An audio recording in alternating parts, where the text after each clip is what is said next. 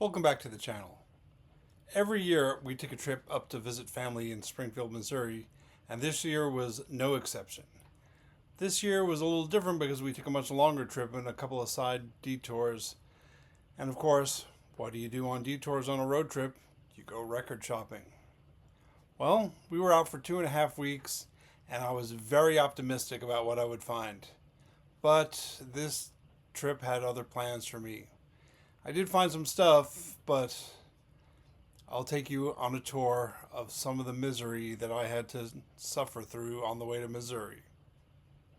Before we left Alabama, we stopped up at Seasick Records in Birmingham.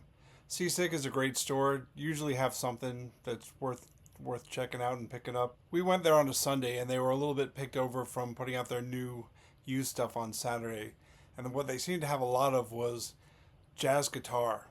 Like they had bought some huge collection of jazz guitar. And yeah, it's not really my thing so much, but of course, I went through it, and you can see, take a peek at the wall, some of the bins. There's some interesting stuff. I did find it a very great record that was kind of on my want list, but it wasn't a high priority, but it's something I certainly wanted, and it is this record by the Brothers Sandoli. Who are the Brothers Sandoli, you ask? Because you probably don't know. Most people don't know. Well, they are two brothers, Adolf and Dennis. Most notably is Dennis. Dennis was the teacher, the famous teacher for John Coltrane in the late 1940s to 1950. He was also a teacher to Art Farmer, Matthew Shipp, even Rufus Harley. He was the guy you went to in Philly. If you were a jazz guy in Philly, you went to Dennis. And he made one record in his lifetime that I know of. Maybe there was something later, I don't know, but the only thing I know is this record on Fantasy. It only had one or two pressings. This one was on red vinyl, so it was the first press, but it's not super, the music's cool. It's not super, far out or crazy. It's fairly straightforward, and it's pretty good. It's pretty good. I'm glad I own it. Cover is awesome. If you could check that out, kind of a David Stone Martin style illustration, but yeah, I'm glad I got this. It got me thinking this is going to be a good trip. Generally, we stop in Tupelo for lunch.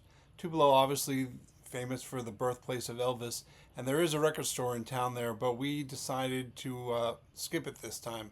The guy who runs it's really nice. Maybe we'll hit it on the way back. I don't know, but he doesn't really have that much stuff for me. I mean, he has a lot of bread and butter stuff, and I think, if you're kind of getting into music, he's got a really great shop, but for a deeper digger like me, you know, it wasn't worth the detour off the highway to check out the goods, but it's always good to pass through Tupelo. It's a cool town. It's kind of fun place to visit, of course, What would we have if we didn't have Elvis?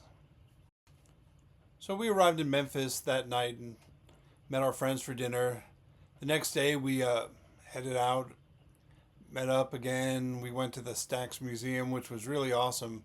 There's a lot of really cool stuff on display here.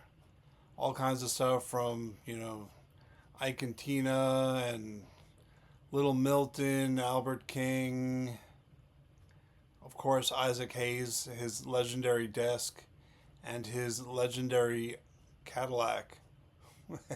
Man, is that something. There's the Stax Studio where you get to see, the instruments of the band, the organ from Booker T. There were lots of tapes on display. Overall, the whole museum was just unbelievable. They give you a really good deep idea of how the music interacted with the politics of the time and the social norms of the time, and you walk away really feeling satisfied from going to this museum. So next up we went to Ghana Records, and we weren't there for very long. Usually it's a highlight of the trip, but this time they didn't really have so much stuff.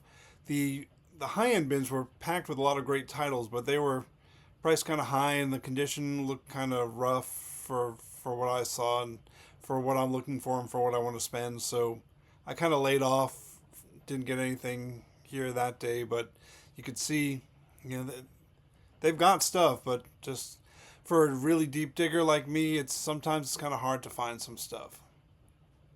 But we did go to the main library where they have a bookstore. We hit a lot of bookstores on the trip. I did end up getting this SACD for $1 at the library, so can't be that. Give it a listen. Rhapsody in Blue, Gershwin. You know, maybe it sounds good, but there are more SACDs on the way, and we'll get into a bigger video at another time of my bad luck on the SACD trail. We made our way through Arkansas up to Springfield, and we were there for a couple of days, and of course we hit In Your Ear, which is a great shop. The guys who run it are really cool. I love that they're open till 10 o'clock every night. You know, sometimes I've gotten stuff every time I've been there. Sometimes a lot, sometimes a little. Sometimes I got a lot of good stuff. Sometimes, it's just luck of the draw. I'm not really buying so much new stuff, but for used stuff, it's a crapshoot. One thing they did have was the singles collection of the Rolling Stones SACD. Yeah, it was pretty cool. They gave me a pretty good deal on it. I'm glad I have it. Sounds great. Really, this is one of the best things I've gotten on the trip. We also hit a lot of antique malls. And let me tell you, there was next to nothing. Nothing. So let's walk down some of these aisles and let's see some of the stuff that they've got on offer. It's unbelievable. Just garbage, and more garbage. I mean, who the fuck are you kidding? Do you really think someone wants to buy this stuff? I mean, I don't know. I don't know what I mean, because it's just crazy. You've got to be fucking kidding me. You got to be fucking kidding me. Nobody wants this. Nobody wants this. I did find one thing in a thrift store. It was this Chico Hamilton, his great hits. It was marked $3 and I got it for 45 cents. The record's a little damaged, but actually the record's a lot damaged. But the vinyl is super clean. The vinyl looks unplayed, but I don't know what happened to this cover because what can you do? For 45 cents, the music is great. I'm not going to complain. This is something I will certainly listen to. When one visits family, of course, one goes out to eat, and we had some of these Springfield staples, like the cashew chicken at Hong Kong Inn and Andy's custard. And while we were there, the flavor of the month was the Lemon Bar Square concretes, and it is delicious. This is a funny little shop called Endless Treasures. I don't know if he intended it to be a record store as much as it was intended to be an antique thrift store, but he has a lot of records, and it's fun to go through. Everything is kind of organized in boxes, and it'll tell you, this one has the Tramps, the Temptations, and Isaac Hayes. This one will have Journey and Paul Revere and the Raiders. So it's pretty well organized, but you never know what you're going to find in there. I haven't found anything in there before, but I certainly enjoy going and looking. The guy who runs it's really nice. And this time, I found a promo copy of Duck Rock by Malcolm McLaren. It's not the most valuable record. It's a record I really love, and it's especially appropriate because when we get to Arkansas later in our trip, when we get back to Arkansas later in the trip, we will be going to the Keith Haring exhibit, and it's Keith Haring's artwork that adorns the cover of this record. So today we are back in the car heading up to Columbia, Missouri on this no-score vinyl record trip. Pickings have been extremely slim, but I'm looking forward to see what Columbia has. They got a couple of shops there. Hopefully we can dig something up. Right now we're in Lake of the Ozarks. Pretty cool here, never been. I guess if they gotta stop me, they gotta fucking kill me. We got into Columbia, we went straight to Shakespeare's Pizza, which is home to the old Street Side Records sign, amongst a lot of other Columbia memorabilia. And after we hit up Hit Records, which is an excellent store. They really have some great stuff. You can see up here at the walls. There's one thing that my eyes instantly went to, and that is the Sun Ra they had on the wall. They had a lot of great stuff. If I were not such a seasoned collector, I'd be going crazy in the store. They had a lot of great stuff, but unfortunately, the good stuff that I like, I had already had, and I wasn't looking to upgrade or to by multiples. But they had some really cool stuff, and it's certainly worth going to. Probably the best store in Columbia. The next day before leaving town, we stopped at two more record stores. First, we went to B-Side, where I got this Dodo Green record. It is on the 9000 series of Blue Note, and I didn't even realize there was a 9000 series. There were only two records released on it, and the other one is the Sheila Jordan record. I mean, this record, unbelievable. She is backed by the I Quebec Quintet. It's got Grant Green, Milt Hinton. I mean, come on. A Blue Note that was completely off my radar. It was less than $30 for sure. This came home with me. Then we head straight over to King Theodore Records. In King Theodore, we had tried to go there the day before, but right in the middle of the day they were closed. I don't know why. It's a cute little shop. The guy who ran it was not the owner, but he was quite nice. And I got two records in there. I got a Jimmy Smith album, and I picked up for $2 a Shakti record, because I can't say no to Shakti for $2. I mean, John McLaughlin shreds on these Shakti records, and probably of all the McLaughlin stuff, Shakti and the Return to Shakti, whatever it is, Shakti revisited, rebooted in the 90s. Holy cow, man. He plays like unbelievable. Way better than he plays on Miles records. I mean, he leaves Jack Johnson in the dust with this. It's unbelievable. We stopped back in Springfield for a couple more days with the family, and there wasn't much to do record store wise because we pretty much hit it all up. You know, really all that was left was more antique malls and more thrift stores, and there were no records really for me to be, there were no records to be found by me there. And that's fine. I wasn't expecting to find anything. At this point, I'd really given up. I'd given up pretty hard. I mean, my ego was deflated. I was really hoping to find some killer shit, and there was no killer shit to be found. There was just shit to be found. But what I did find, walking through an antique mall, I look up at the shelf, and sure enough, is Nipper. I have been looking for a Nipper for a long time. If I find them, they're usually cracked. They're usually very expensive, but this Nipper was absolutely perfect. And I picked it up off the shelf, and the shelf was right next to the counter. I said, hold this. This is coming home with me today. And I love it. It's going to go on display up there, a couple shelves up. There's I'll make space for it. I really, what can I say? I think every record collector, every serious record collector should have a Nipper in their collection. And then we found Joe's Records. Now, a buddy of mine had warned me about Joe's Records. He said they have a lot of junk. And man, this place was in the mall. And funny enough, in Memphis, our friends hosting us said, there's a new big record store. Do you want to go check it out? It's called Joe's.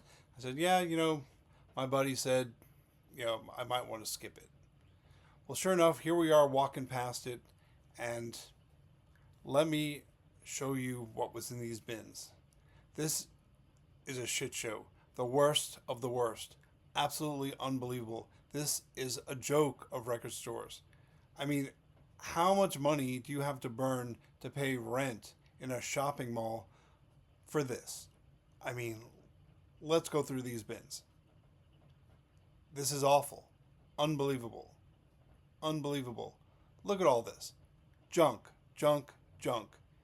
I mean, Jerry Lee Lewis. Oh my God, all the Jerry Lee Lewis.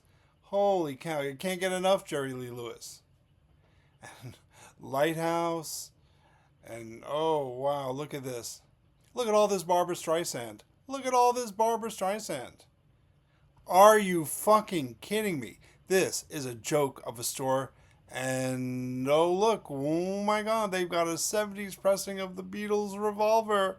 Sealed. $150. Are you fucking kidding me? How stupid do you think people are that they're going to buy this stuff? Why would you waste your time? Why would you waste the energy pricing this, not even dollar records, garbage. And in this garbage, I thought I found a nice, clean Cat Stevens record, but it's not a UK pink rim. It's from Guatemala.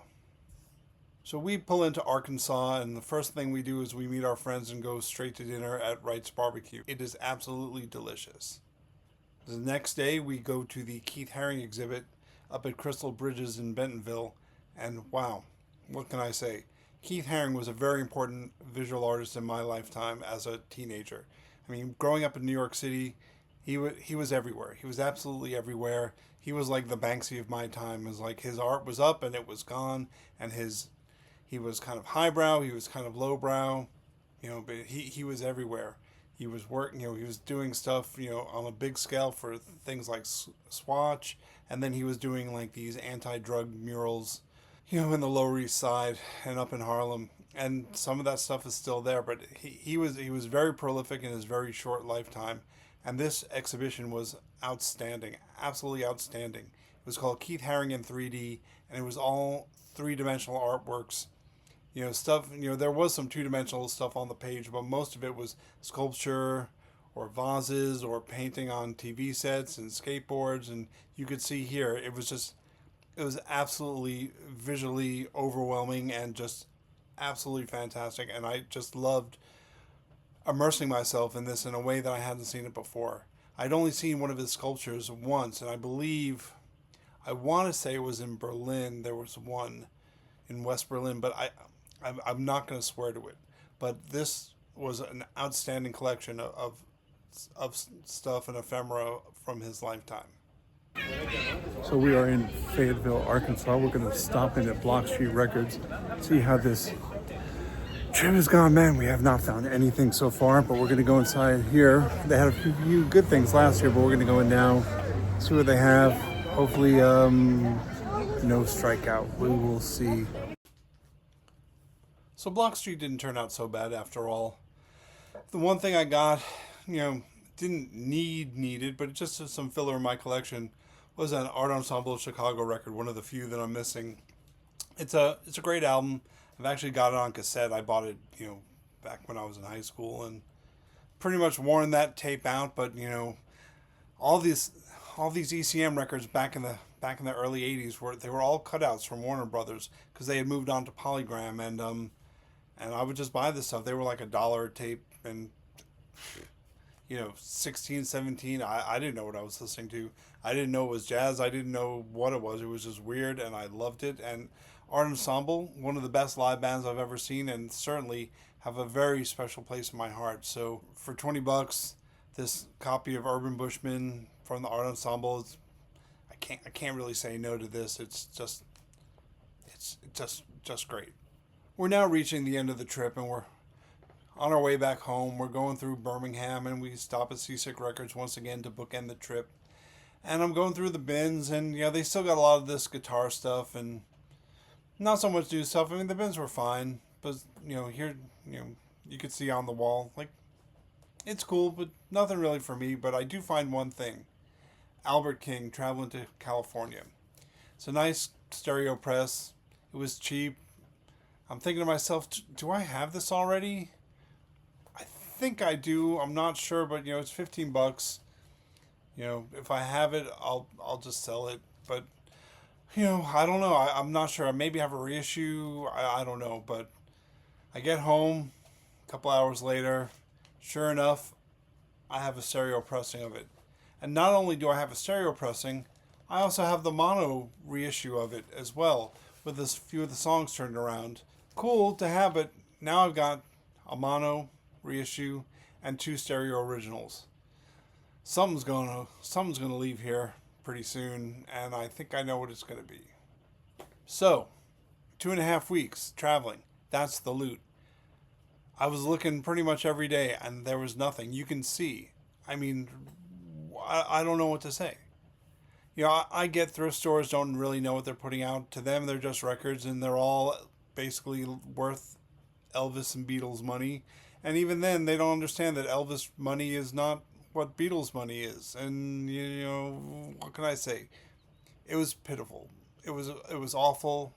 It was painful.